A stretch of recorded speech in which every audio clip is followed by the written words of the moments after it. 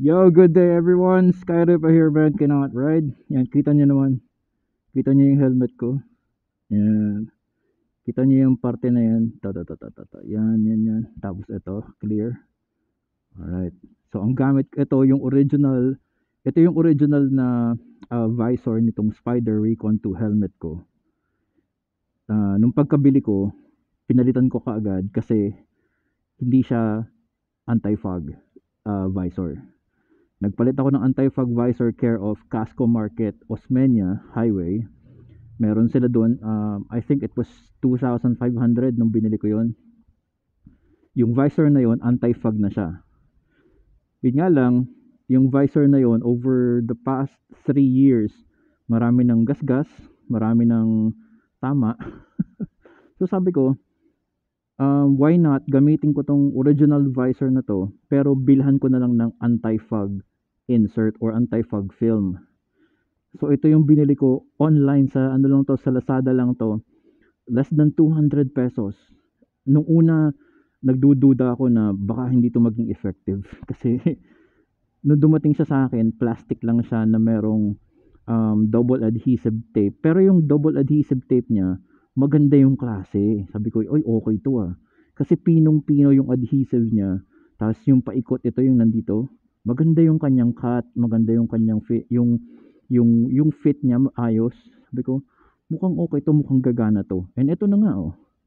Yan. Nung ikinabit ko tong anti-fog film na to dun sa loob ng helmet ko.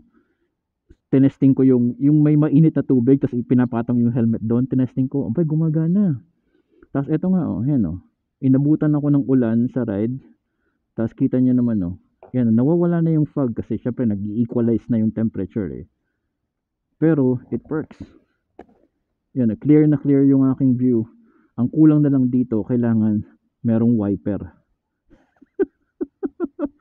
Kasi yung una kong visor, yung anti-fog visor ko na binili ko sa Casco Market, kaya yung nagagasgasan kasi pag nababasa ng ulan, pinupunasan ko ng gloves. Eh ang gloves ko, textured yung kanyang fingertips o yung fingers niya, may mga texture. So nagagasgas. Although anti-scratch naman yon, pero over the time 3 years nakakaganon, nagagasgas. So ito, hindi ko to ginaganon ng gloves ko. Kailangan siguro magdala na akong panyo, pampunas, or ano, ang tawag doon, yung microfiber, or chamois ba ang tawag doon. But anyway, ayan lang, gusto ko lang i-share sa inyo ang kagandahan ng naka-anti-fog ang inyong visor. Either yan ay yung visor mismo na anti-fog, or meron kang anti-fog film. Hindi ko pa nasusubukan yung anti-fog inserts, hindi ko alam kung effective yun. Yung ano ba, anti-fog spray. Hindi ko pa nasusubukan yung spray. But this is very much recommended yung anti-fog kasi tingnan nyo naman, protektado yung mata ko. Hindi ko kinakailangang mapuwing o ma-expose ang mata ko sa hangin. Hindi ako affected ng nagda-dry yung mata. Hindi ako naluluha sa ride. Hindi ako papikit-pikit sa ride. Kasi laging nakababa ang visor ko. Always visor down kapag nagra-ride.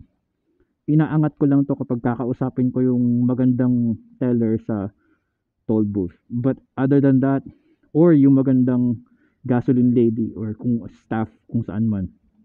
Basta pag may maganda, saka ko lang to itinataas. Pero pag wala, ayun lagi siya nakababa. Always visor down to protect your eyes during the ride. Kahit na nakatigil lang kayo. Ngayon kung mainit, meron namang ventilation, may ventilation. There's no excuse. Use anti-fog visor, anti-fog lens, or anti-fog film or inserts para lagi kayong naka-visor down para mas safe ang ating pag-ride. I will see you on the next video dito sa Man Cannot Ride.